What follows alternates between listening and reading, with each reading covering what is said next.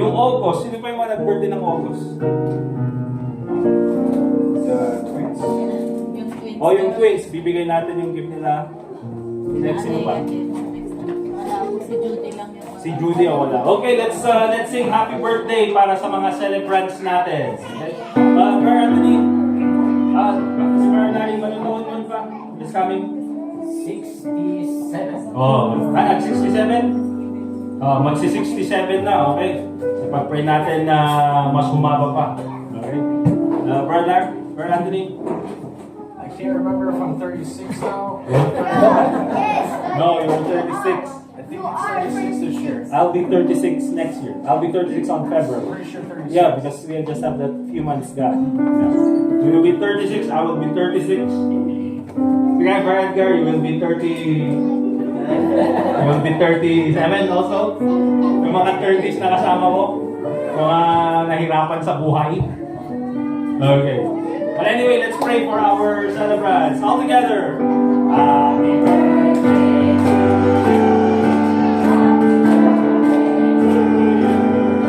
Happy birthday, happy birthday.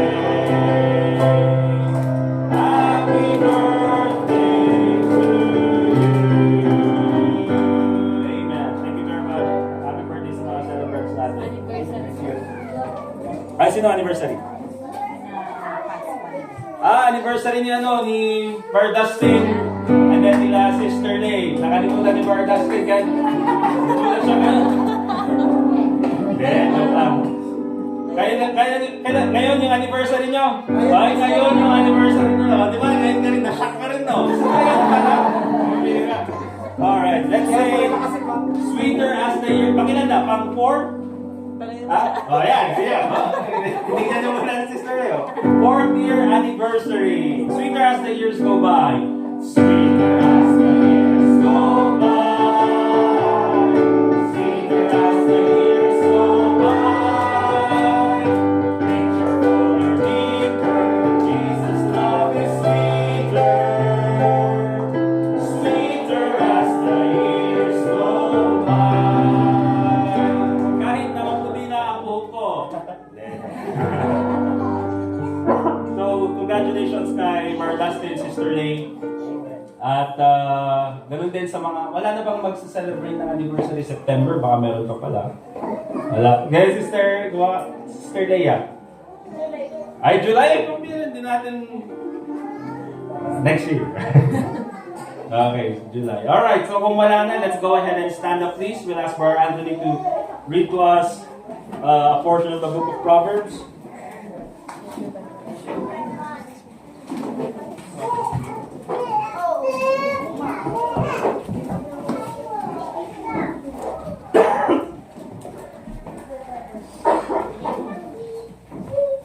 Please get out your Bibles and turn to the book of Proverbs, chapter 24.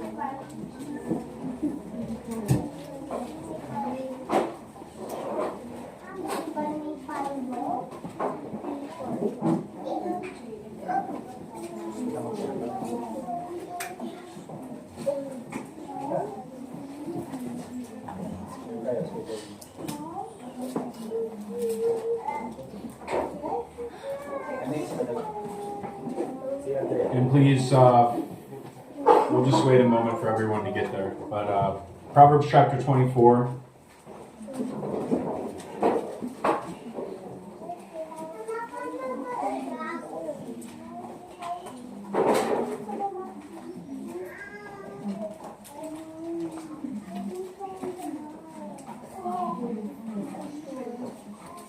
Okay, please follow along as I read.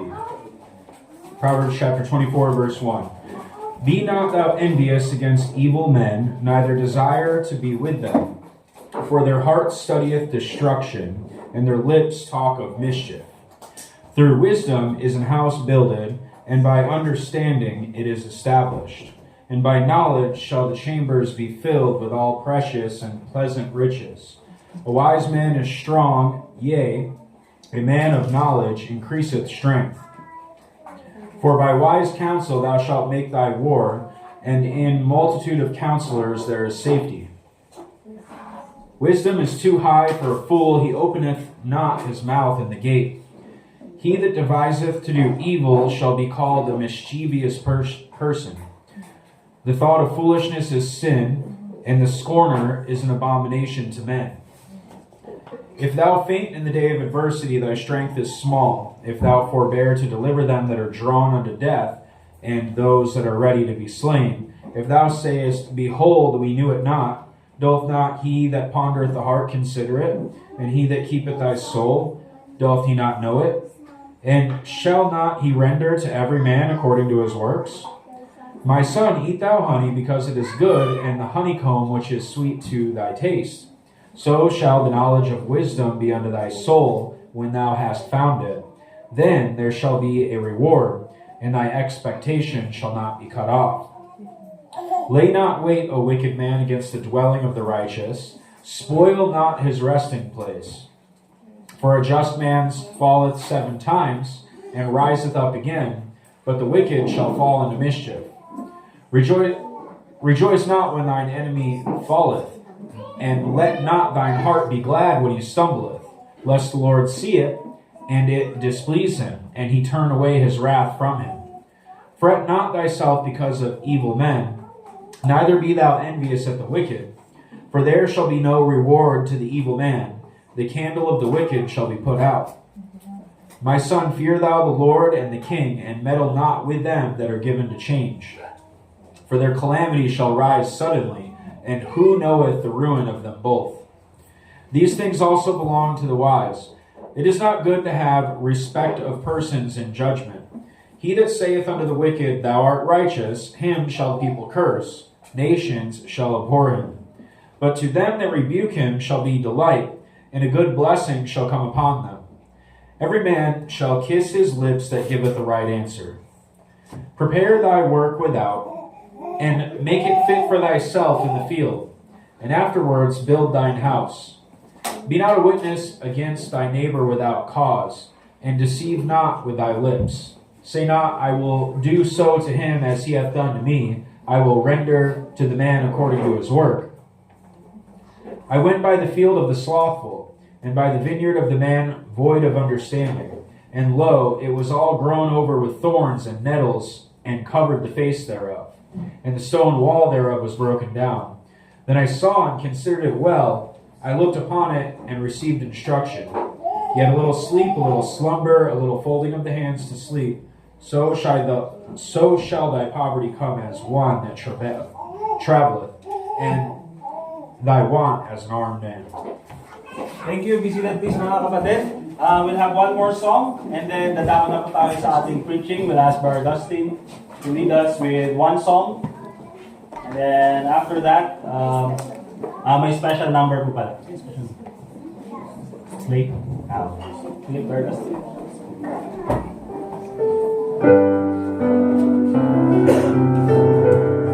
Let's open our songbooks to Psalm 209. Psalm 209. Psalm 209, Sunshine in the Soul. There's sunshine in my soul today. On the first, there is sunshine in my soul today. More glorious and bright than those seen and earthly skies. For Jesus is my life. Oh, the sunshine, blessed sunshine, bring a peaceful, happy moment soul. When Jesus shows His smiling face, there is sunshine in the soul. There is music in my soul today, a carol to the King. When Jesus is singing me, the songs I cannot sing. Oh, the sunshine, blessed sunshine, bring a peaceful, happy moment soul.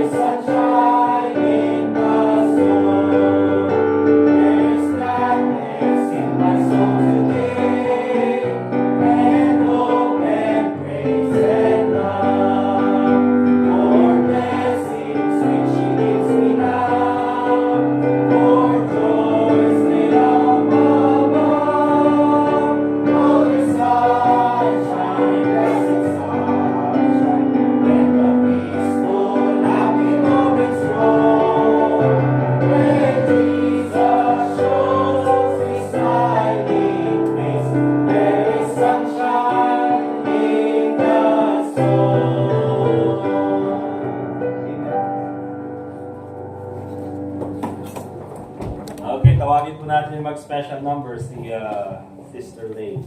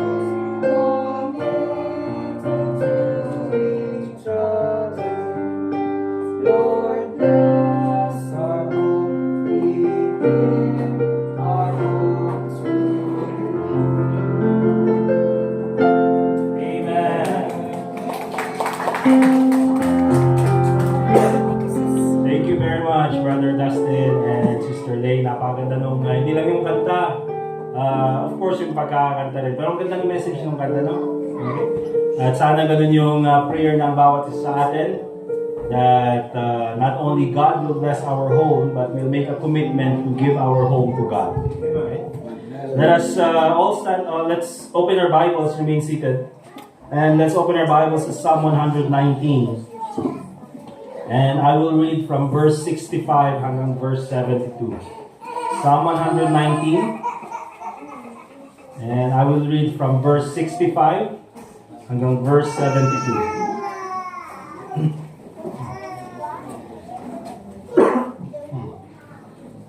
Psalm 119, verse 65 hanggang verse 72.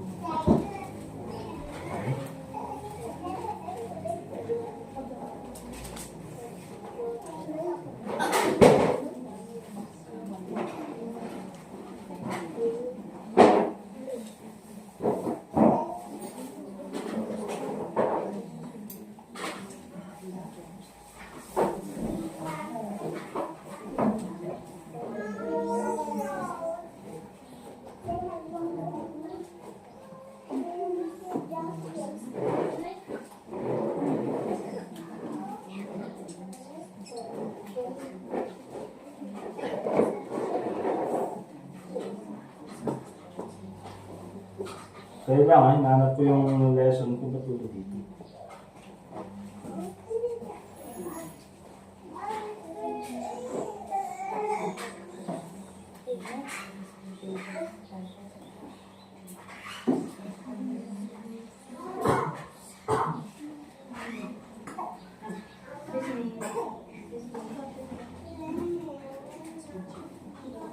Okay. Psalm 119 verse 65 to 72, ang sabi ng Bible, Thou hast dealt well with thy servant, O Lord, according unto thy word. Teach me good judgment and knowledge, for I have believed thy commandments. Before I was afflicted, I went astray, but now have I kept thy word. Thou art good and doest good. Teach me thy statutes. The proud have forged a lie against me, but I will keep thy precepts with my whole heart. Their heart is as fat as grease, but I delight in thy law. It is good for me that I have been afflicted, that I might learn thy statutes. The law of thy mouth is better unto me than thousands of gold and silver. Let us pray. Dear God, Heavenly Father, once again, sa aming pong pag-aaral ngayong umagang ito, ikaw po muli, Panginoon, ang maging gabay namin. At pinapanalangin po namin, Panginoon, na ang Holy Spirit po ang makipag-usap sa bawat isa sa amin. Panginoon, bigyan mo po ako ng sapat na karunungan, nang sa ganun po ay maipaliwanag ko ng maayos ang iyong salita. At nawa po, Panginoon, ang mga prinsipyong ito ay sana po maitanim sa aming puso't isipan, nang sa ganun po ay magbunga ito ng magandang gawain po at mabuting kaisipan sa aming po mga puso. So once again, Panginoon, nihiling po namin na ikaw pumuli ang manguna sa aming kalagitnaan at lahat po ng ito pinapanalangin namin sa pangalan ni Jesus. Amen. So ngayong umaga ito mga kapatid, we'll give a title to our message, The Beauty of Affliction. The Beauty of Affliction. And ang gagawin po nating style ng ating pag-aaral is we'll go verse by verse. So 8 verses po ito. In Psalm 119, 176 verses po yan.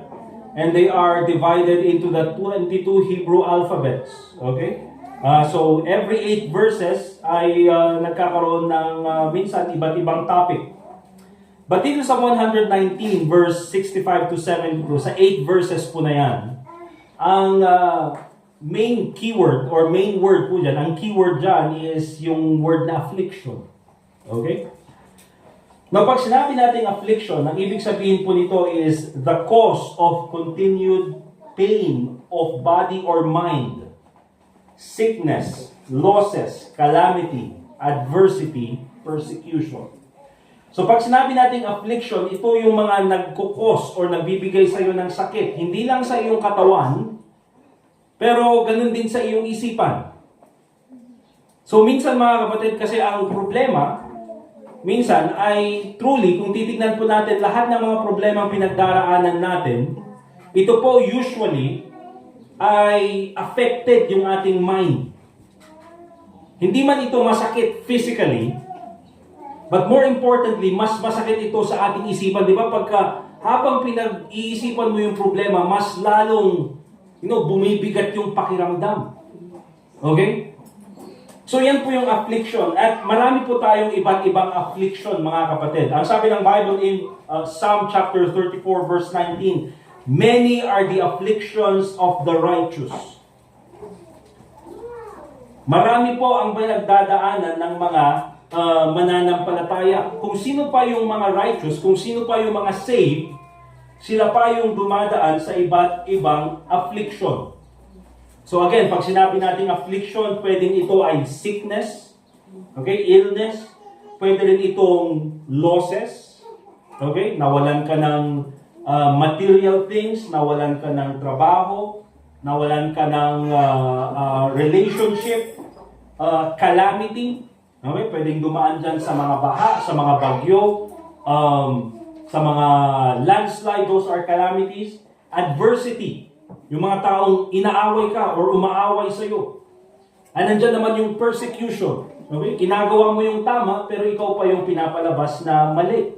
Yan po mga kapatid, yung mga afflictions na pinagdaraanan natin. Pag sinabi natin affliction, hindi lang po ito yung poverty, hindi lang ito yung daraan ka sa kawalan ng resources, but all these things. Okay? Many are the afflictions of the righteous. Kasi kung hindi nyo napapansin mga kapatid, bakit kaya pag natapos tayo sa isang problema, meron na namang isang problema, no? Okay? Dumaan ka sa ganitong problema and then ibang klaseng problema na naman yung haharapin mo. Because again, mga kapatid, that's part of being saved. Hindi po tayo yung katulad ng mga ibang Kristiyano who preach that, oh, once na saved ka, wala ka ng problema. Or once na saved ka, ikaw na ay magkakaroon ng magandang buhay, magkakaroon ka ng kayamanan, or magkakaroon ka ng ganito. Kasi hindi po yan ang tinuturo ng Bible. Ang tinuturo ng Bible, many are the afflictions of the righteous in Psalm chapter 34, verse 19. Pero kung itutuloy niyo po yung Bible, anong sabi? But the Lord delivered him out of them all. Okay? Yes, marami po tayong pinagdaraanan na affliction. Pero in the end, ang Panginoon pa rin ang ating pag-asa. Siya pa rin ang nagdadala sa atin sa magandang buhay. Okay? So, the beauty of affliction. So, una, tingnan natin yung verse 65.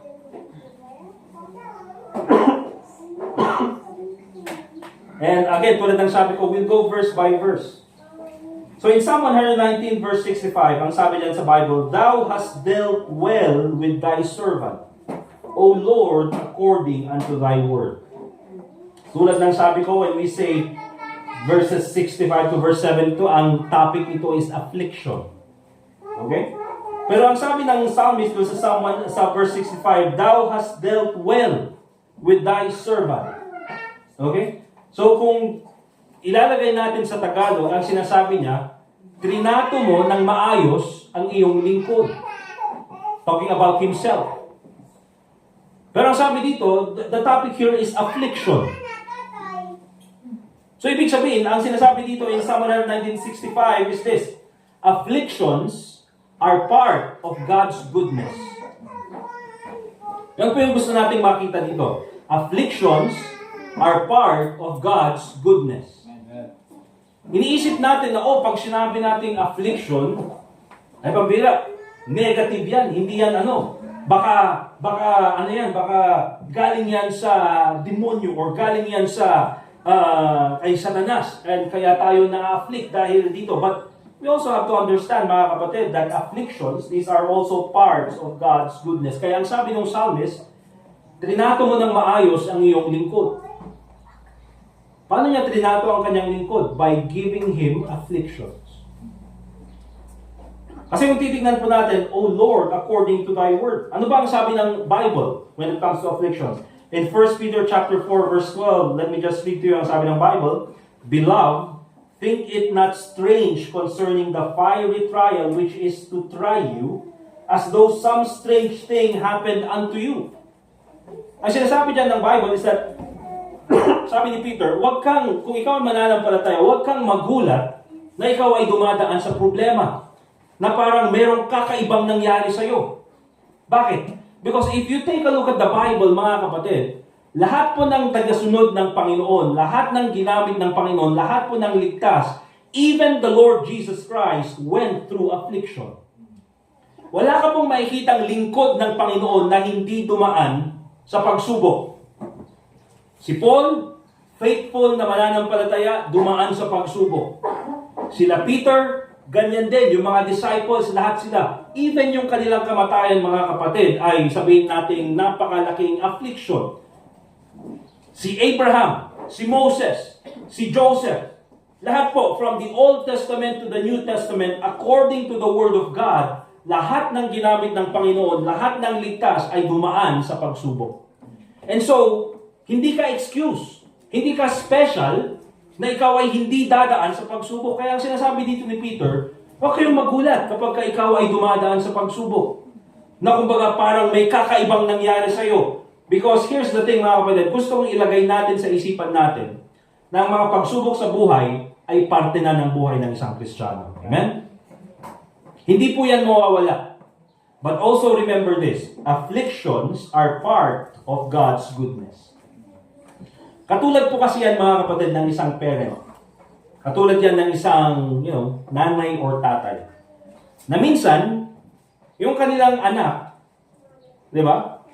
Ang gusto nila sa kanilang anak ay hindi manatiling baby. Although, yun yung sana parang laging cute. Diba? Huwag ka nang lumaki ha, ganyan ka na lang palagi. Di ba? Ganyan ka na lang, huwag ka nang lalaki. Kasi cute ka forever. Pero kung titignan natin, sana gano'n yung mangyari. Pero of course, ang desire ng bawat magulang ay maging mature yung kanilang anak. Na kapag wala na sila dito sa mundong ibabaw, ay yung kanilang anak ay alam nila kung paano mabuhay. Okay? They will know how to navigate life's troubles. And so, minsan ang ginagawa ng parent is they allow difficulties na dumaan sa kanyang anak. Okay? Katulad kay Sophie. Okay? For example, siyempre, si Sophia ang gagamitin ko. Okay? Na example. Si Sophia, of course, gusto ko rin siyang matuto. Gusto ko siyang maging mature. And so, sometimes, I allow her to discover things on her own. I allow her to go through difficulties. Isa sa difficulty na pinagdaraanan ni Sophie, mga kapatid, ay pagsusuot ng t-shirt. Sa atin, simple lang yan at kayang-kaya natin gawin. Kapag sinabi kong pagsuot ng t-shirt na maayos, kasi pag nagsuot siya ng t-shirt, nasuot nga niya pero baliktad. Nasuot nga niya pero hindi sa tamang ayos. Nasuot nga niya pero lahat naman ng kamay niya nandun sa ulo, di ba? And so anong gagawin ko mga kapatid? Yes, ituturo ko kung paano gawin. But there are times na I allow her to do it on her own. Na minsan nahihirapan siya, minsan natatrap siya ganun at nagpapanik. Di ba? Kasi hindi niya mailabas yung ulo niyang ganun. But I allow her to do all of those things on her own. Bakit mga kapatid? In my heart, I want her to become mature. At ganun din po ang Panginoon sa atin mga kapatid. God allows affliction in our life nang sa ganun ay tayo ay magkaroon ng maturity. Kaya, ang idea dito sa verse 65 is this. Ang kabutihan ng Panginoon ay hindi lang yan nakikita sa mga blessings. Ang idea ng ang kabutihan ng Panginoon hindi lang yan nakikita sa mga good things. See, the goodness of God, we also see that even in afflictions. Bakit? Because through afflictions, we learn to be mature.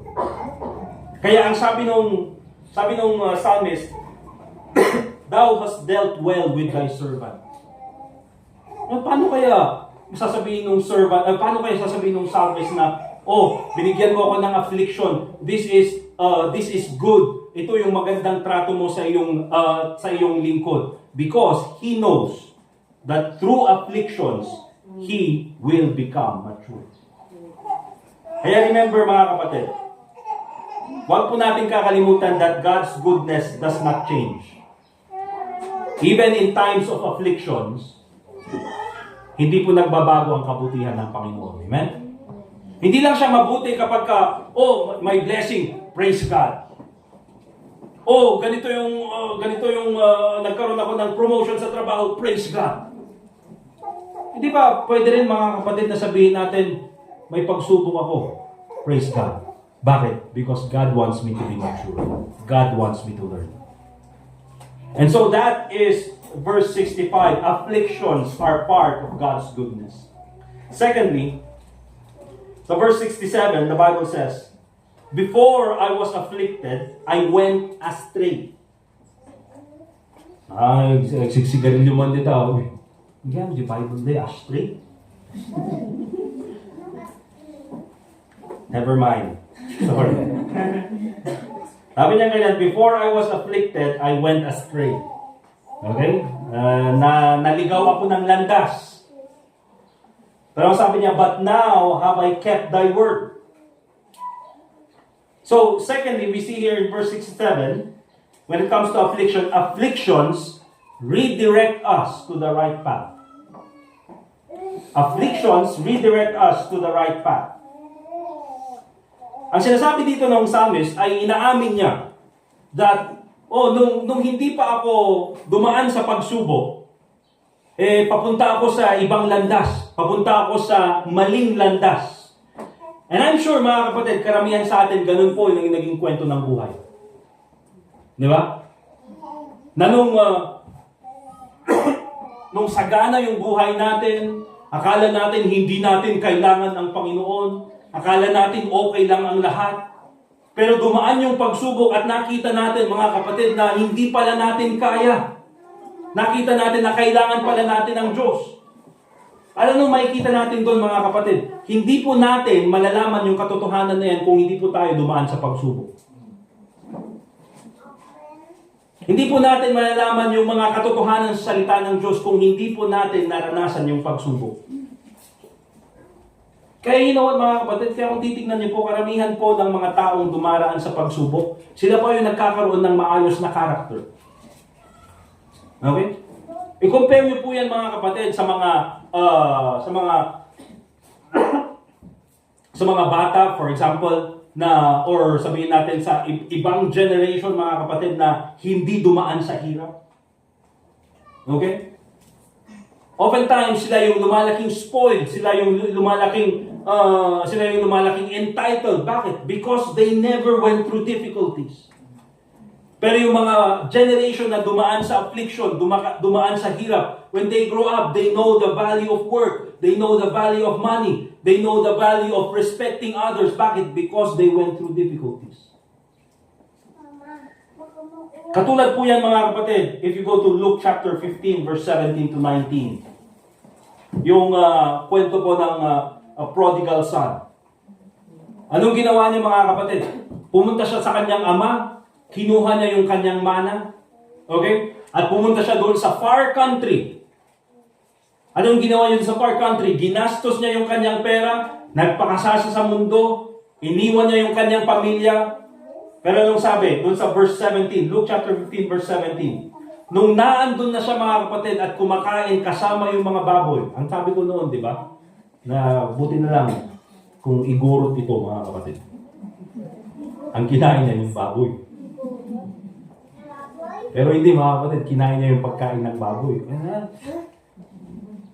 Dapat ang kinain niya yung baboy. Hindi po mga kapatid, kasi nga, Jew kasi sila, kaya hindi sila kumakain ng baboy. Pag kasi sila Jew. Di ba? Ang sabi ng Bible, and when he came to himself, na-realize niya sa kanyang sarili, he said, how many hired servants of my fathers have bread enough and to spare, and I perish with hunger. I will arise and go to my father, and will say unto him, I have sinned against heaven and before thee, and am no more worthy to be called thy son. Make me as one of thy hired servants. You see mga kapatid, itong prodigal son, hindi niya ma-realize yung sitwasyon na kanyang kinalalagyan kung hindi siya naroon at kumakain kasama yung mga baboy. He would never have realized what he had lost if he was not there eating with the pigs. Pero nagbago yung kanyang isip mga kapatid. Nagkaroon siya ng realization when he learned na pambihira, nandito ako kumakain kasama yung mga baboy. How many hired servants ang kasama ng aking ama at meron silang bread. Yes, they are servants and they have enough to spare. Kaya nung gagawin ko, uuwi na lang ako sa aking ama. I am no longer accepted. Ay, hindi dapat tanggapin na maging anak. Gawin mo na lang akong servant. What does that tell you mga kapatid? Because of that affliction na kanyang kinaroroonan. And again, when we say affliction, hindi lang yan yung mga problemang dumaran. It could also be a consequence of what we have done. Okay? At nung nakita niya yung kanyang kinalalagyan, then he realized it is time for me to go back.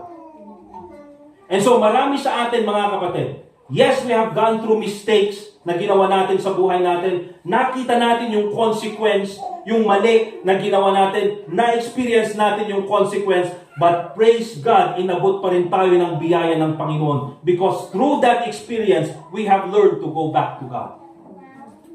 Kaya anong idea dito mga kapatid? Anong idea dito? God also speaks to us through affliction.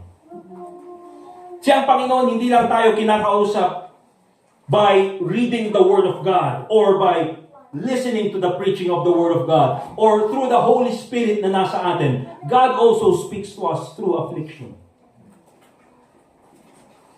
At probably ang sinasabi sa atin when we go through affliction is there are times na dapat meron tayong baguhin sa buhay natin. So when you go through affliction, probably you're in the wrong path. At ang sinasabi ng Panginoon, that's not the right path. you go the other way. Kaya sinabi natin mga kapatid that this is still a goodness of God.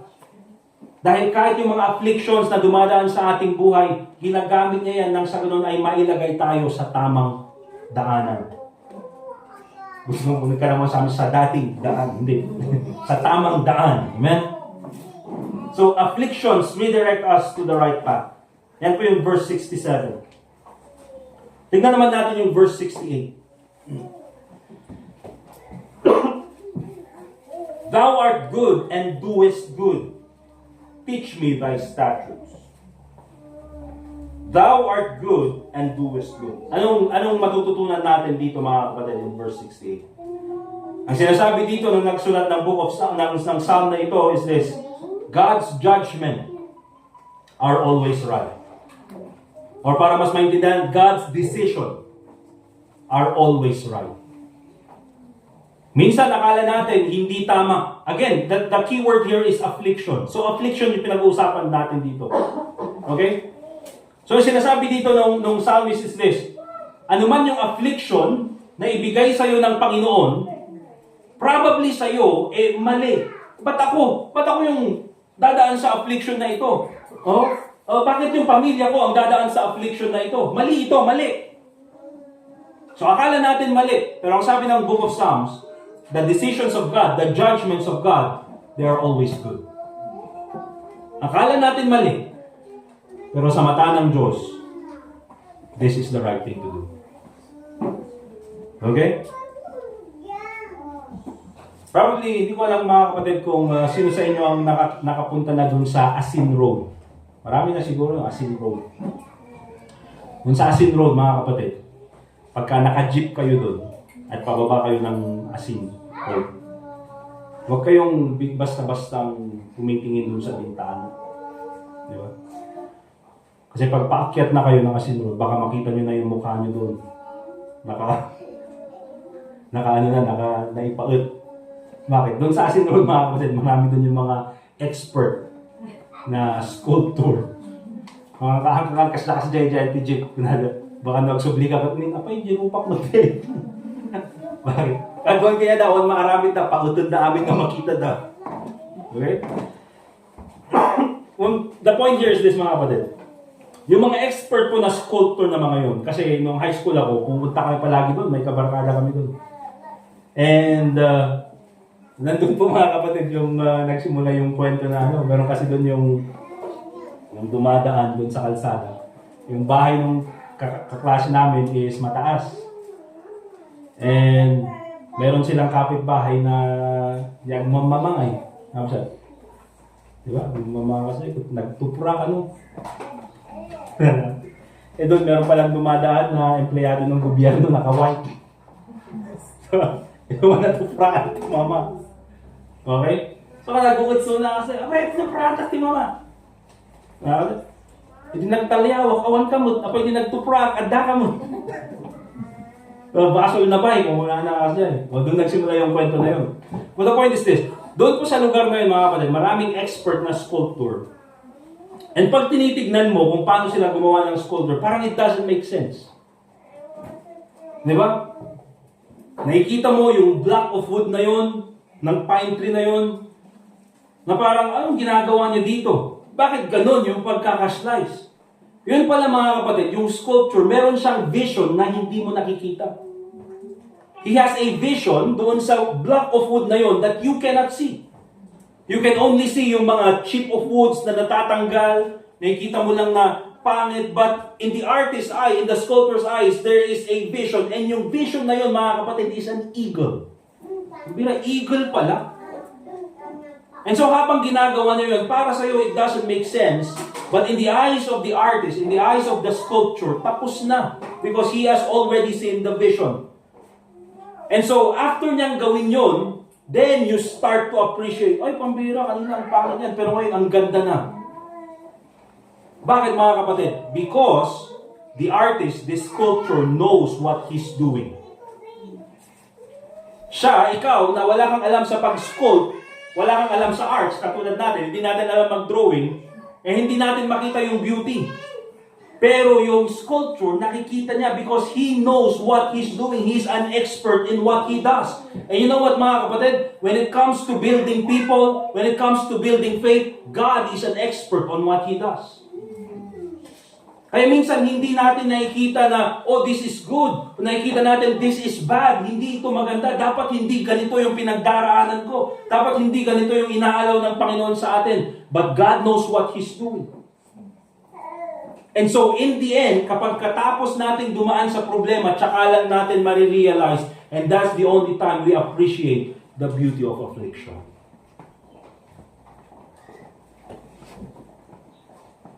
And so remember, mga kapatid, that God's judgments are always right. Everything that God does for you is for your own good. Remember that. Yan po yung idea dito. Probably, pag sinabi natin, lahat ng ginagawa ng Panginoon sa atin is for my own good. Yes, why? Because He's your Father, you're His child. Ano pong klaseng magulang ang gustong ipahamak niya yung kanyang anak? Di ba? Of course, meron yung magandang magulang. Hindi po yun yung maayos na magulang. Sila yung masamang magulang. Pero ang magulang na nasa tamang ayos, mga kapatid, gusto nila na yung kanilang mga anak ay magkaroon ng magandang kinabukasan. And the Bible says, God is our Father. We are His child. Kapag ikaw ay nagtiwala kay Kristo bilang tagapagligtas, you are now a member of the family of God. And of course, walang ibang gustong gawin sa iyo ang Panginoon, kundi all the good things He wants to give you. And so minsan, meron tayong mga pinagpipray that God does not answer. You know why? Because God knows baka yan yung magpahamak sa'yo. Di ba? There are material things na gustong-gusto natin, but God removes in our life. Bakit? Because He knows yan yung magpapahamak sa'yo. Okay? Merong mga tao, mga kapatid, na nasa buhay natin, na gusto natin, sana andito pa rin sila sa buhay natin. Pero God removes them in our life. Why? Because God knows that is what's best for you. Hindi natin alam, mga kapatid. Akala natin, masama ito, nakakalungkot naman ito. But in the end, we see God's plan for us because God is always good. God is always good in His judgment. Kala natin, pambira, ang tagal ko nang hinihintay itong pinagpipray ko na ito. Bakit hanggang ngayon, wala pa rin? Bakit even until now, sobrang delay na? But if you take a look at, mga kapatid, probably God delayed it because God knows what will happen to you. So remember, mga kapatid, God's judgment are always right. Amen? Hindi po yan nagbabago. Lahat ng decision ng Panginoon para sa iyo, it is always right. Remember that. Verse 69. In Psalm 119, ang sabi ng Bible, "The proud have forged a lie against me, but I will keep thy precepts with my whole heart." Now, itong writer ng Psalm na ito ay nagkaroon siya ng specific affliction na binanggit. Ang binanggit niya na yan is, the proud have forged a lie against me. False accusation. Okay? Binigyan ako ng mga false accusations. So sabi niya, "But I will keep thy precepts with my whole heart." Verse 69 tells us this: afflictions test our loyalty to God. Afflictions test or try our loyalty to God. Yan po yung sinasabi ng psalmist. Okay? Na itong mga tao na ito, nag-invento sila ng mga kwento against sa akin. Di ba? Ginagawa ko na ngayong tama, pero ako pa rin yung pinalabas nilang mali. Gumawa sila ng mga kwento na hindi naman totoo against sa akin. So that's the affliction na pinagdaraanan ko, sabi ng psalmist. Pero anong sabi niya ganyan? "But I will keep thy precepts with my whole heart." Okay? Hindi yan yung rason na iiwan ko ang salita ng Diyos. I will continue obeying the Word of God. Kaya, afflictions test our loyalty. Kasi minsan, mga kapatid, ang loyalty po natin sa Panginoon, you cannot test that in good times. Okay? Dahil lahat pwedeng maging loyal sa Panginoon if they all receive blessings from God. Okay? Lahat ay pwedeng maging loyal sa Panginoon, pwedeng maging faithful sa Panginoon kung lahat ng panalangin mo ay sinasagot ng Panginoon or binibigay ng Panginoon. Yeah, pwede tayong maging faithful, pwede tayong maging loyal. But you see, yung tunay na loyalty natin, yung tunay na faithfulness natin, it is tried in times of affliction. Imagine this, mga kapatid, itong psalmist na ito, is already doing what is right for God. Faithful siya sa commandments ng Panginoon. Faithful siya doon sa salita ng Diyos. And yet, meron pa yung mga taong against sa kanya. I mean, ang sasabihin ng ibang tao, ako na nga yung faithful, ako na nga yung sumusunod sa salita ng Diyos. Ako pa yung kukontrahin nito. Ano ba namang klaseng Diyos yan? Di ba? Naging faithful ako sa Kanya, tapos ganito yung gagawin niya sa akin. He will allow all of these things to happen to me. So, kapag ka ganun, mga kapatid, that is not the kind of loyalty na makikita natin sa Bible. Okay? Hindi po yun yung tamang loyalty na makikita natin sa salita ng Diyos. And so what we see here, mga kapatid, is because of afflictions na pinagdaraanan natin, dyan po natin nakikita talaga if we are truly loyal to God. See, our faith, mga kapatid, our loyalty is katulad po yan ng gold. And oftentimes, ang isang gold, mga kapatid, ay hindi po natatanggal yung kanyang impurity without passing it through the fire. Kaya anong gagawin, mga kapatid, ng mga goldsmith? Anong gagawin ng mga gold miners? Pag nakuha sila ng gold, in order to make it pure at tanggalin yung mga zinc, yung ibang metals, nang sa ganun ay mas maging maganda yung value ng gold, they will pass it through the fire. At kapag natunaw na yung gold, lulutang yung mga impurities, tatanggalin yung impurities, and then mag-freeze yung gold, and they have a pure gold. Ganun po yung pananampalataya natin, mga kapatid. At yan yung sabi ni Job in Job chapter 23 verse 10. And nakita po natin yung buhay na meron kay Job, wherein nawala yung kanyang pamilya, nawala yung kanyang ari-arian. Okay, nagkaroon siya ng sakit mula ulo hanggang paa. And then he was abandoned by his friends. And you know what? Anong sabi niya sa Job chapter 23 verse 10? But he knoweth the way that I take. Alam ng Panginoon ang pinagdaraanan ko. Oftentimes, akala natin, hindi alam ng Diyos yung nangyayari sa atin. God allows what we go through. Bakit? God allowed it to happen to us. Okay? Pero anong sabi niya ganyan? When He hath tried me, I shall come forth as gold. Because oftentimes, mga kapatid, there are impurities in our life that needs to be removed. Meron tayong faith, meron tayong loyalty. But oftentimes in our life, there are impurities that needs to be removed. Yes, siguro, Kristiyano ka, you come to church, you have faith, you have loyalty, but probably there's still pride in your heart. But probably there's arrogance in your heart. But probably there is materialism in your heart. Probably there's worldliness in your heart. Na anong gagawin ng Panginoon? He will not just, okay, matulog ka, and then, i-uninstall ko na lang yan sa iyo. Sana ganun, mga kapatid, but it doesn't happen that way. Anong gagawin ng Panginoon? You have to go through fire. And then you will see your impurities will appear. And then we can remove their impurities. After that, you become a better Christian. Okay?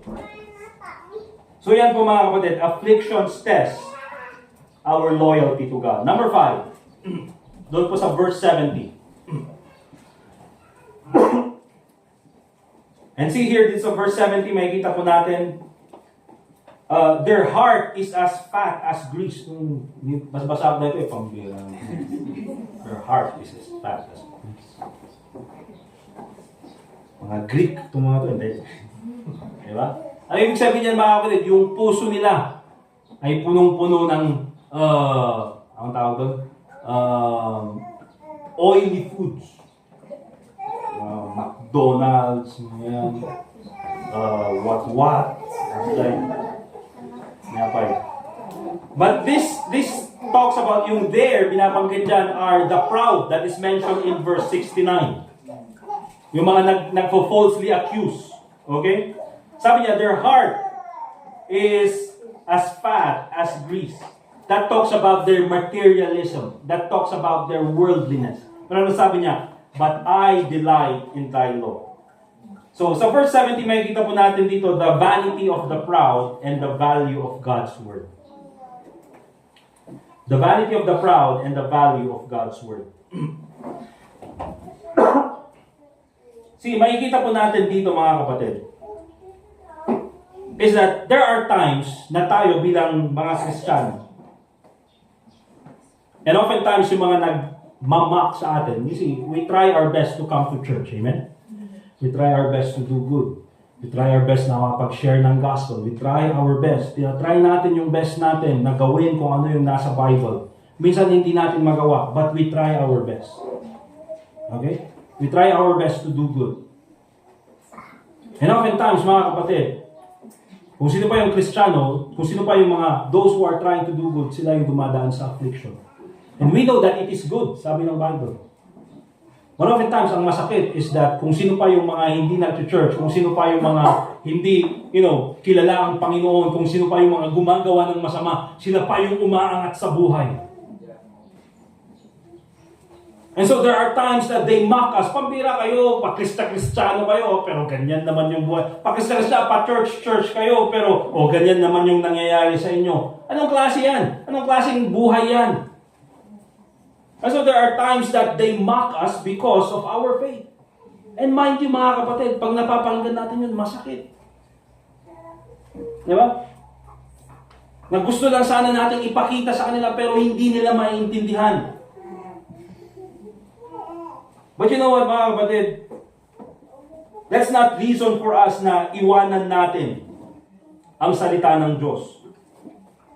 Yung mga unbelievers or even yung mga unfaithful, they will mock your loyalty to God. But remember this, God will reward your faithfulness. Bakit? Napakaiksi lang ng buhay dito sa mundo mga kapatid compared to eternity. How can you compare 70 years to eternity? Now let me just add this mga kapatid.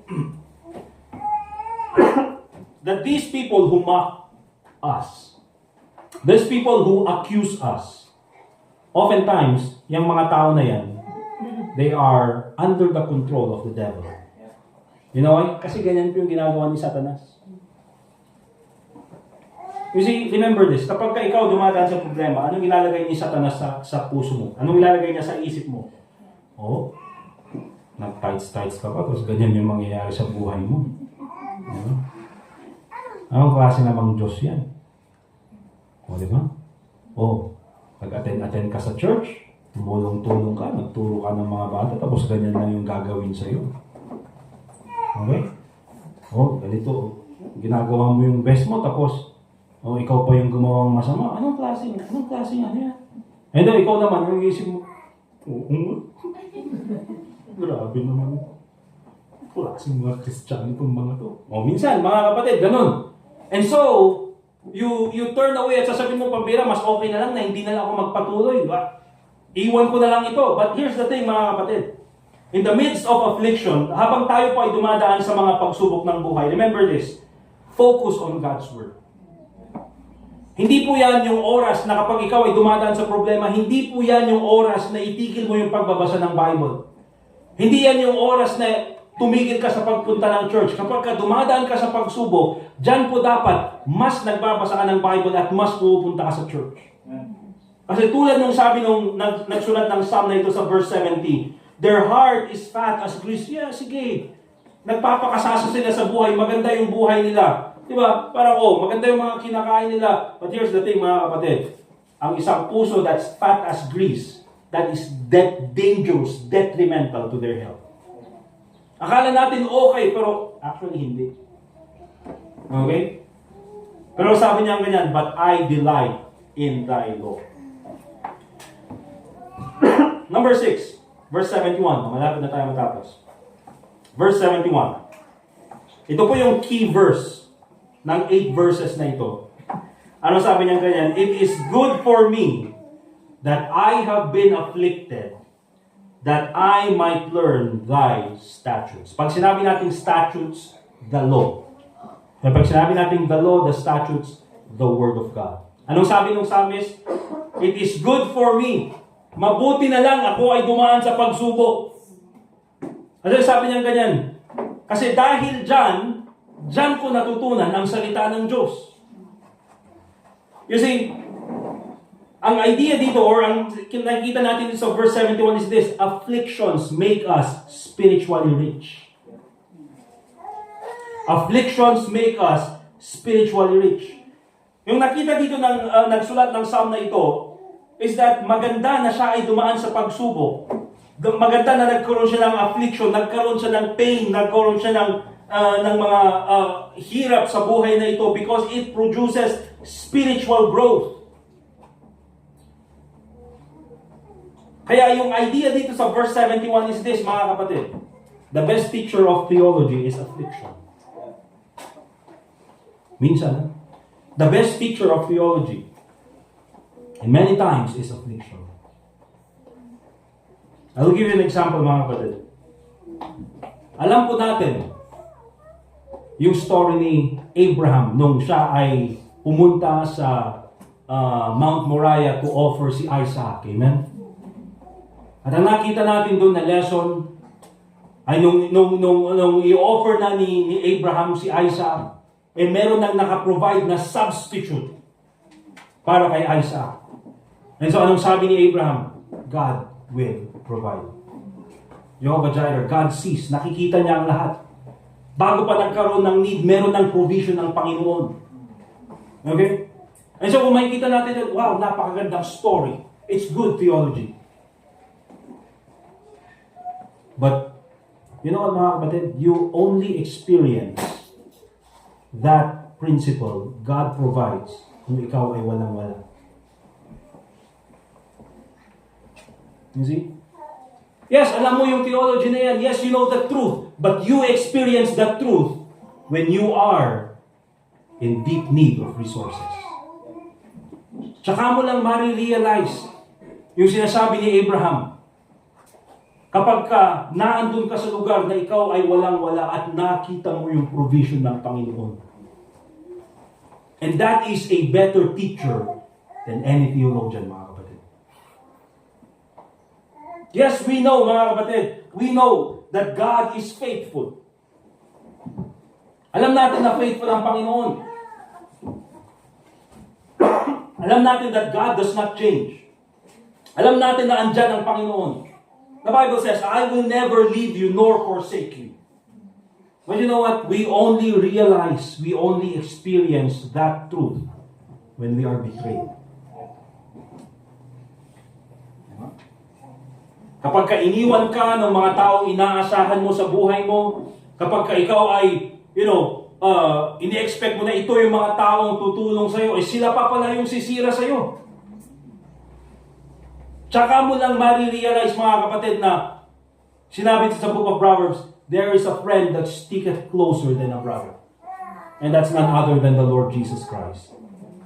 That's the only time when you experience those truths.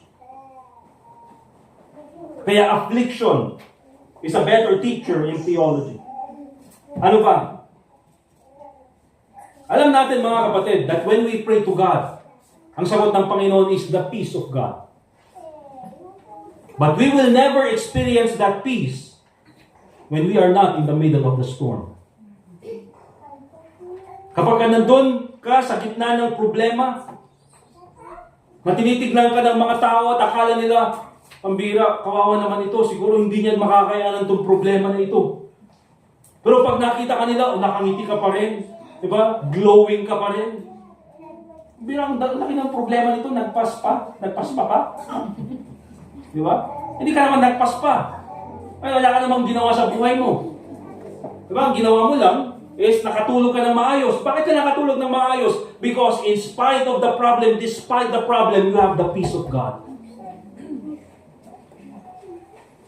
And you know what, mga kapatid? We all know those truths. Ang daming truths na alam natin sa Bible, but we experience them when we go through affliction. And that teaches us more about those truths than any theologian can.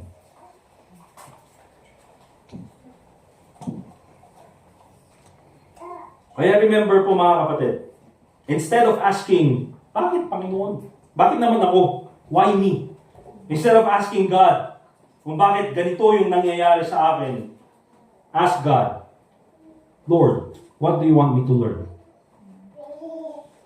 in this situation? Panginoon, anong tinuturo mo sa akin sa affliction na ito? Okay? Kaya yan po yung key verse ng 8 verses na ito. It is good for me that I have been afflicted, that I might learn thy statutes. And verse 72, and the last, the law of thy mouth is better unto me than thousands of gold and silver. The law of thy mouth is better unto me than thousands of gold and silver. Nakita po natin dyan, the value of God's word over worldly wealth. Ang sinasabi dito ng psalmist, mga kapatid, ito po yung katotohanan na alam natin. Na mas matimbang pa ang salita ng Diyos kaysa sa lahat ng kayamanan sa mundo. Okay? Wag ka nga. Diba? Bigay sa'yo lahat ng kayamanan sa mundo. Pwede pa rin, at least may Bible ka pa rin. Here's the thing, mga kapatid. Ang sinasabi dito, again, the key word here is affliction. But you know what, mga kapatid? Afflictions teach us also that all we need in life is the Word of God. Katulad yan, mga kapatid, ng mga Hebrews when they were going through the wilderness. You see, nung umalis sila sa Egypt, kumuha sila at humingi sila, minsan, umutang pa sila ng mga gold and silver and jewelry doon sa mga Egyptians. And yung mga Egyptians, masaya silang binigay yung kanilang mga jewelry. Basta umalis na lang yung mga Hebrews sa Egypt. And so, nung umalis sila sa Egypt, mga kapatid, mayaman sila. They have gold and jewelry, all of those things. But you know what? In the wilderness, there's no use for jewelry. There's no use for gold. Kaya nga, handa silang itapon na lang yung gold na meron sa kanila at gawin nilang golden calf. Bakit? Anong gagawin mo ng gold doon sa wilderness? Mainom mo garot, dahil ito gold. Makaininom ako, ninatoy di gold. Nabisin ako, ninatoy di ruby, ninatoy di sapphire, ninatoy di diamond. Kanok man garot. Sige, kanok. Rumar, isumot lang. Gold lang. Diba? But that's the point there, mga kapatid. Itong mga tao na ito, they were going through the wilderness, but that didn't matter. You know what mattered in the wilderness? God. They can only survive the wilderness because of God. Nakaabot sila doon sa borders ng promised land only because God allowed them to. Kaya in the end, mga kapatid, what matters most in life is none other than the Word of God. Right. Yes. 2 weeks ago, probably mga kapatid, nung nabalitaan nyo yung nasunog doon sa Ferguson Road, malapit sa mosque. Malapit po yun sa amin. Di ba? Mga 2,000 steps siguro. Di ba? Malapit din, 2,000. Di ba? So nasunog. Nasunog yun, old house eh. But you know what, mga kapatid? When it comes to those kinds of situation, yung mga tao na susunugan, you see there how easily wealth can disappear. Ganda ng bahay, ganda ng mga ari-arian, isang gabi lang nawala lahat.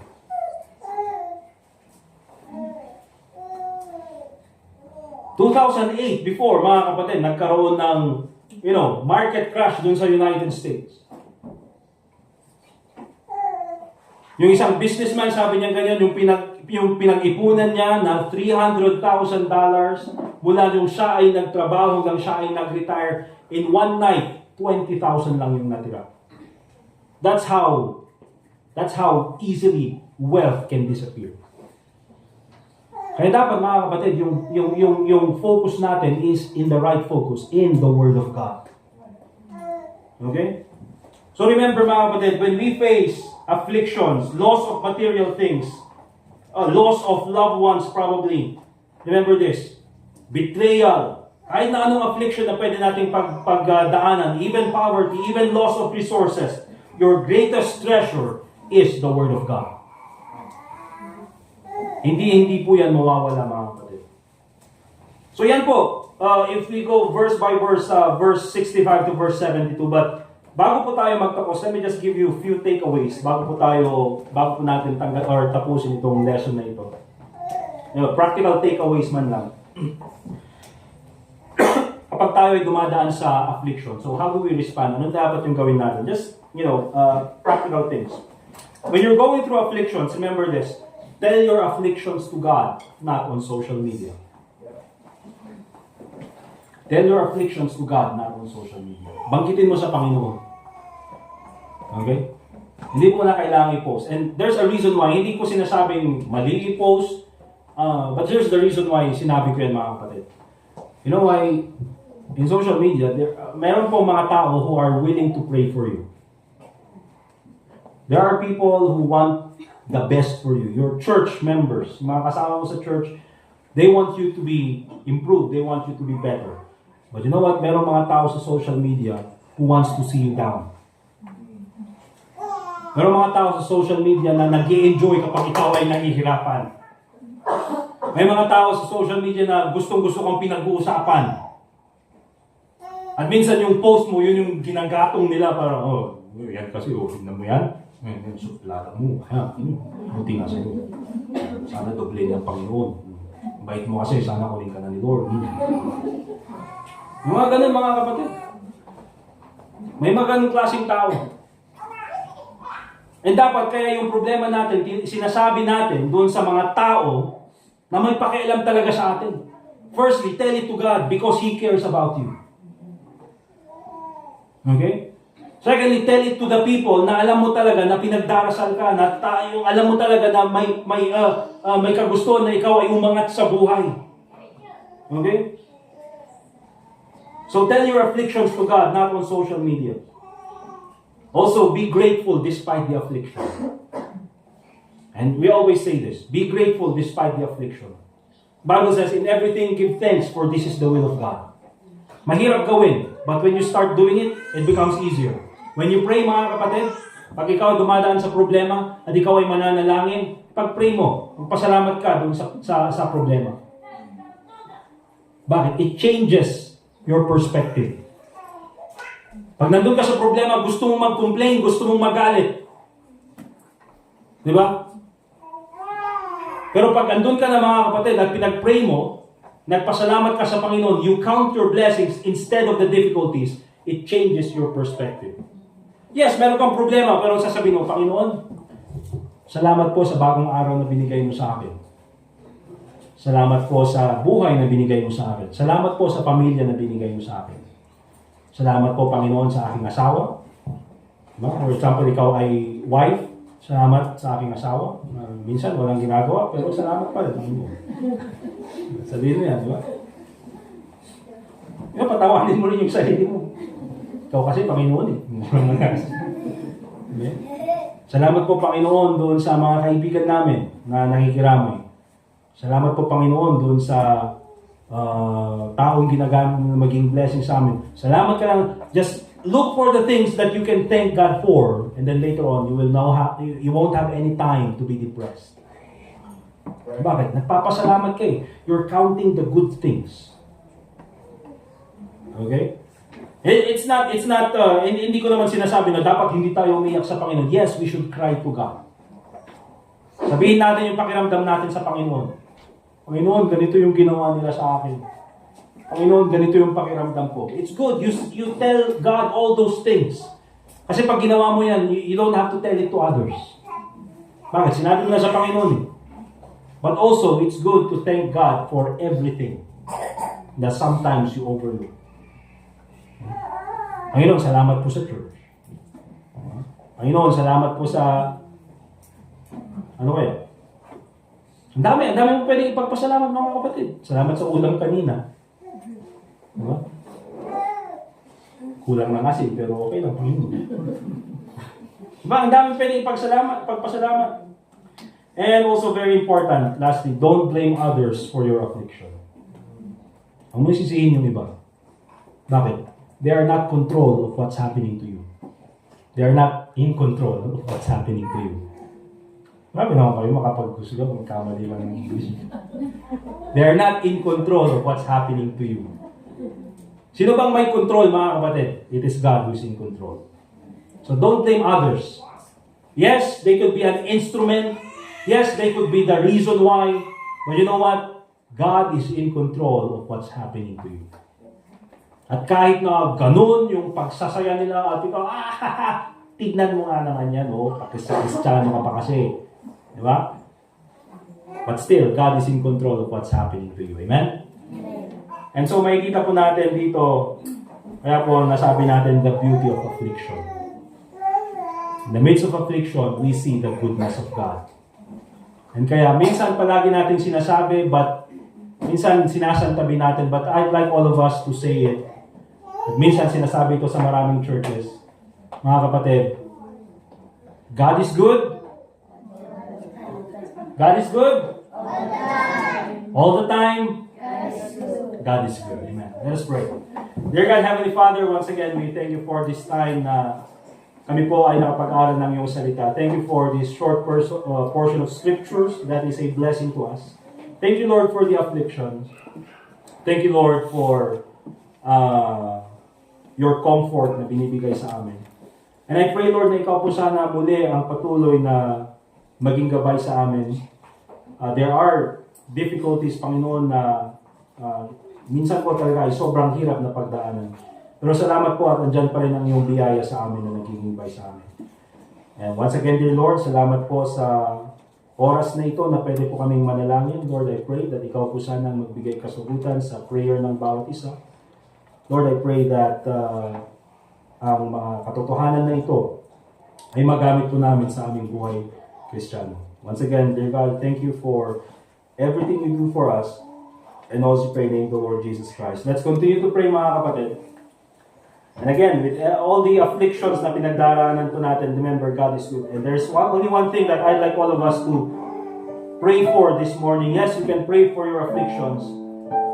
But I'd like all of us to thank God for His goodness. God is always good.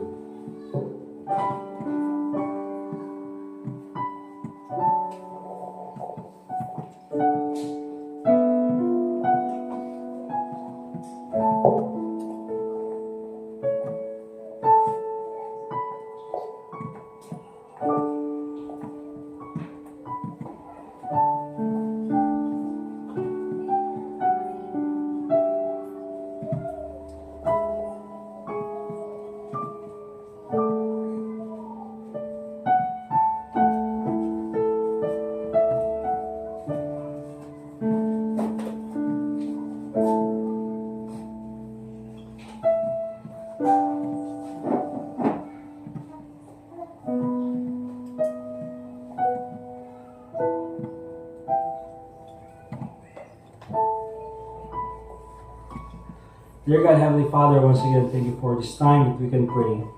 Thank you, Lord, sa panalangin ng bawat isa. Muli po, Panginoon, nagpapasalamat po kami sa iyong kabaitan sa amin. Thank you, Lord, for all your judgment is good. Hindi man po namin maintindihan, Panginoon, ang mga nangyayari, but we know that you already have a purpose and a plan for us. And wala po kaming ibang dapat gawin, Panginoon, kundi po magtiwala sa iyong plano na nakikita po namin sa iyong salita. Once again, dear God, we thank you for everything you do for us. Lord, please help us also carry the afflictions that we need to carry. So, give us the strength, dear Lord, na gawin po itong mga bagay nito. Salamat po, Panginoon, sa iyong pagmamahal sa amin. And also pray in the name of the Lord Jesus Christ. And all God's people say, Amen. Amen. Alright. Tapos na po tayo. We'll just go ahead sa ating offering ngayong umaga nito. Let's prepare po yung ating mga offerings. And also, katulad po ng sabi ko mga kapatid, dagdagan po natin para po sa ating car maintenance. RJ? Good Mark. Yan. Ay, gusto mo ka? Yan na lang. Silo.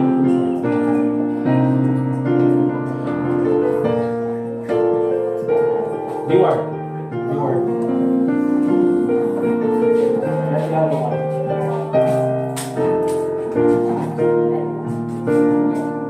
Okay, let's go ahead and pray para sa ating offering this morning. We'll call si Brother RJ to pray for our offering. And then after that, kukunin nung dalawang sakristan natin yung offering. Okay, RJ. Pray po, Panginoon Diyos, maraming salamat po sa mga natutunan namin yung salita, Panginoon. Kami po nanalangin na pagpalain niyo po ang isa as we give our offerings and tithes to Lord God, na po ang isa ay maging pagpapala rin po sa iba, Panginoon Diyos. At kami po nanalangin na pagpalain po ang iglesyang ito sa patuloy na pagsiwalat ng salita, Panginoon. Bilang sa iyo, Panginoon Jesus.